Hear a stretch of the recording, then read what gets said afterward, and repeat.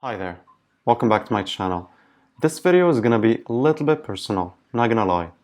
It's about my relationship with self-help books, and since anyone who has ever looked into my bookshelf, the first thing that comes to mind is the lack or even the inexistence of self-help books.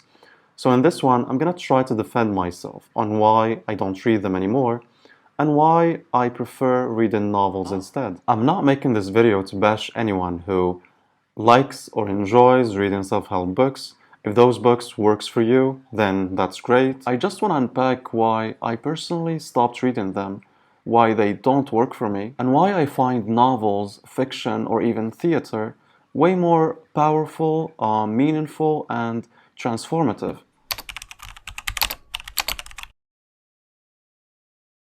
I remember the moment when I started getting into self-help books. It was right after I started university, and I was anxious, uncertain, and trying to find direction. And self-help books were seductive. These books speak directly to those insecurities. They say, don't worry, there's a formula, and you can fix it if you just apply the right system. At first, it was exhilarating. You feel like you're taking control. You wake up earlier, start journaling, start taking quotes such as success start with your morning. It's empowering, not gonna lie, in the short term. But after months of doing this, I realized I was constantly reading about change instead of living it. Every time I finished one book, there was another one offering a slightly different version of the same advice. Then it became a loop. Read, feel inspired, do nothing, then repeat. Eventually, that loop made me question what I was actually looking for.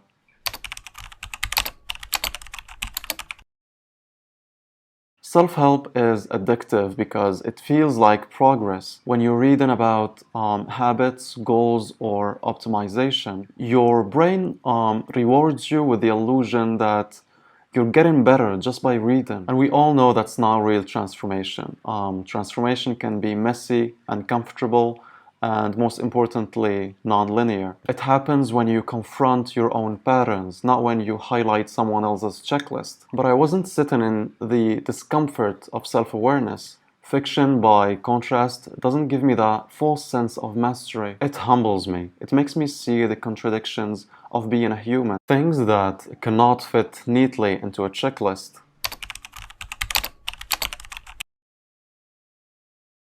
So let's be honest, self-help is a business. It's no philosophy. And its job isn't just to help you, but it's to keep you buying as well. Many of these books use the same emotional triggers that lifestyle brands and wellness influencers use. The promise that you are one tweak away from happiness. And when it doesn't work, the answer is always another book. It's not even that the authors are cynical. Many of them believe in what they teach, but the system around them thrives on our dissatisfaction. We're meant to feel like a project that's never finished. Fiction does not sell you that lie. Novels do not promise transformation. They invite reflection. They don't say, here's how you'll be better.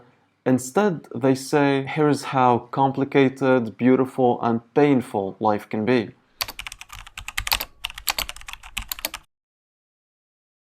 When I went back to reading fiction, it felt like breathing again. Suddenly, I wasn't chasing improvement, I was reconnecting with empathy. Novels do not teach lessons directly, they make you feel them. You learn resilience from a character like Jane Eyre, not because she gives you advice, but because you live her struggle through the story. You learn reflection from someone like Holden Caulfield, who's lost in confusion and rebellion. You learn emotional maturity just by reading about human imperfection. The irony is that fiction often accomplishes what self-help tries to, but it does it so quietly through narrative, metaphor, and empathy. It doesn't tell you what to do. Instead, it makes you think. One of the things I love most about novels is the fact that they force you to slow down. You cannot rush comprehension. You can't skim a character's grief or speed read a paragraph of emotional nuance. You have to give it time, and that time changes you. In a world obsessed with speed and optimization, 5-minute morning routine, 10x playback speed, and life hacks for everything. Fiction demands patience, and that patience is usually transformative. When you immerse yourself in a story, you start noticing things like tone, silence, contradiction, subtle acts of kindness or cruelty. That attention you practice on the page starts by default carrying over to real life. You become more present, observant, and aware. And that's precisely what true self-awareness requires.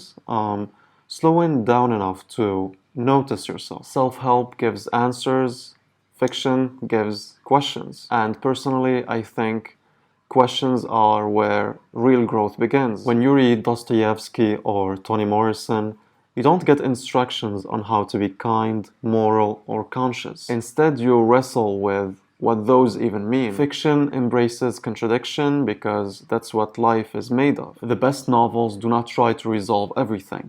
Instead, they leave space for discomfort, for not knowing. And that translates into a healthier kind of introspection. Instead of trying to fix myself, I start understanding it. I can barely recall most of the self-help advice I've read in the past. The catchy acronyms, the flow charts, the morning routines. But definitely I can still recall and quote lines from novels I read 10 years ago. The Bell Jar by Sylvia Plath gave me language for anxiety before I even knew how to talk about it. The Stranger made me reflect on morality in an indifferent world, and Norwegian Wood made me rethink love and loss. These stories linger, not because they told me what to do, but because they showed me how it feels to live. That emotional memory lasts. It shapes how you see people. Fiction doesn't just stay in your head, it seeps into your worldview. The more I read novels, I realize I'm not looking for self-improvement anymore. Instead, I'm looking for self-connection.